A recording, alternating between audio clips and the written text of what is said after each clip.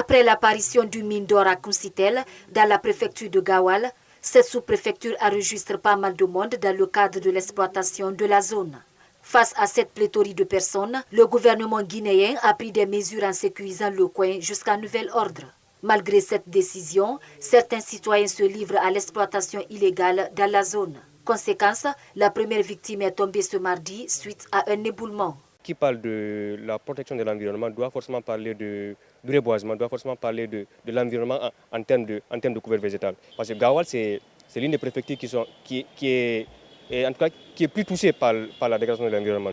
À part ça aussi, Gawal a deux grands fleuves qui sont Tomine et Komba. Ce sont deux fleuves qui servent beaucoup de préfectures environnantes au niveau du pays. Mais aujourd'hui, comme vous le savez, une fois l'environnement est détruit, cela entraîne le tarissement des cours d'eau. À part ça également, vous avez le faible rendement au niveau de la culture. Donc voilà entre des conséquences qui peuvent engendrer au niveau de la population. Deux autres jeunes qui étaient avec la victime ont été grièvement blessés. Cet environnementaliste appelle à la responsabilité des autorités. Mais aujourd'hui, cette exploitation, cette interdiction, elle n'est pas respectée. Et le seul fautif de cette non-interdiction, c'est bien entendu les forces de l'ordre, en complicité avec les autorités locales de Gawal, y compris le gouverneur de Boké lui-même.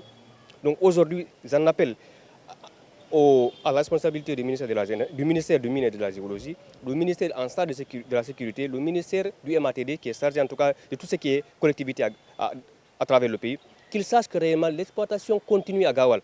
Et si ça continue à Gawal, les accidents vont se répéter. Il y a eu déjà 3 morts. Et à la population qui s'y trouve encore, nous les appelons encore une fois à la responsabilité. Depuis la découverte de cette zone minière, l'exploitation illégale continue dans cette localité. Pourtant, une importante dispositif sécuritaire est mise en place pour sécuriser le terrain depuis le 8 juin dernier.